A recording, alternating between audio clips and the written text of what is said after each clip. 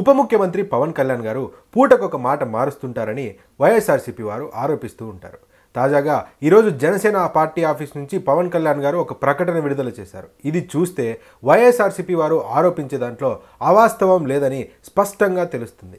June 12వ తేదీన పవన్ కళ్యాణ్ గారి హరహర వీరమల్లు అనే సినిమా విడుదల కానుంది. ఈ సమయంలోనే రాష్ట్ర వ్యాప్తంగా థియేటర్ యాజమాన్యులు తమకు గిట్టుబాటు కావడం లేదని, ప్రొడ్యూసర్లు సినిమాకు వచ్చిన కలెక్షన్లలో తమకు షేర్ ఇవ్వాలని ఒక డిమాండ్ పెట్టారు. దీనికి ప్రొడ్యూసర్లు నో చెప్పడంతో జూన్ 2వ తేదీ నుంచి థియేటర్ యాజమాన్యులందరూ థియేటర్లను బంద్ పెట్టాలని నిర్ణయించుకున్నారు. దీంతో ఇందులో ఏదో కుట్ర ఉందని, పవన్ కళ్యాణ్ గారి సినిమా ఉండడంతోనే ఇలా బంద్ పెట్టాలని నిర్ణయించుకున్నారని, అది కూడా ఆ నలుగురే చేస్తున్నారని జనసేన పార్టీ తన అధికారిక సోషల్ మీడియాలో పోస్ట్ పెట్టింది. దీనికి తోడు జనసేన కార్యకర్తలు ఆ నలుగురు ఎవరో కాదు, దిల్లురాజు, సురేష్ బాబు, అల్లు అరవింద్, ఏషియన్ ప్రొడ్యూసర్ అయిన సునీలే ఇదంతా చేస్తున్నారంటూ సోషల్ మీడియాలో పోస్టులు పెడుతున్నారు.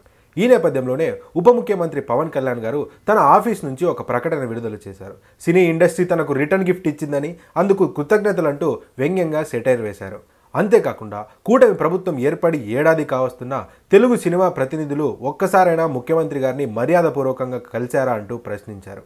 సినిమా వారికి కనీస కృతజ్ఞత లేదంటూ కూడా ఈ ప్రకటనలో పేర్కొన్నారు. ఇక్కడ పవన్ కళ్యాణ్ గారు మర్చిపోతుంది ఏంటంటే, గతంలో వైఎస్ఆర్సీపీ అధికారంలో ఉన్నప్పుడు రిపబ్లిక్ సినిమా ప్రీ రిలీజ్ ఈవెంట్కి వెళ్ళిన పవన్ కళ్యాణ్ గారు ఏం మాట్లాడారంటే, ఒక ప్రైవేట్ వ్యక్తి తన ప్రైవేట్ సొమ్ముతో ఒక సినిమాని తీస్తే అక్కడ ముఖ్యమంత్రికి గవర్నమెంట్కి ఏం సంబంధం, ముఖ్యమంత్రులను గవర్నమెంట్ను ఎందుకు కలవాలి అంటే ప్రశ్నించారు. మరి ఈరోజు పవన్ కళ్యాణ్ గారే ఏడాది కావస్తున్నా ఇంకా ముఖ్యమంత్రిని కలవలేదే అంటూ ప్రశ్నిస్తున్నారు. మరి అంతేకాకుండా సినిమా థియేటర్లు, మల్టీప్లెక్స్లపై కూడా పవన్ కళ్యాణ్ గారు ఆరా తీశారని, సినిమా హాల్స్లో తినుబండారాలు, తాగే నీరు అత్యధిక ధరల్లో అమ్ముతున్నారని, వాటిని కూడా పర్యవేక్షిస్తున్నామంటూ ప్రకటనలో పేర్కొన్నారు. సినిమా థియేటర్లలో ధరలు అత్యధికంగా ఉండడం ఇదేం కొత్త కాదు, ఎప్పటి నుంచో ఇలానే ఉన్నాయి. కానీ ఇప్పుడు పర్యవేక్షిస్తున్నామంటూ చెప్పడం ఇండైరెక్ట్ గా బెదిరించడం కాదా అన్న ప్రశ్న కూడా కలుగుతుంది. మొత్తానికి థియేటర్ల బంధు పవన్ కళ్యాణ్ సినిమా విడుదలకు ఇబ్బందులు కలిగించాలనే చేస్తున్నారంటూ పవన్ కళ్యాణ్ గారు భావిస్తున్నారు. మరి కేవలం పవన్ కళ్యాణ్ గారి సినిమాను ఇబ్బంది పెట్టాలని ఎందుకు అనుకుంటారు? లేదా అన్నీ తన గురించే జరుగుతున్నట్టు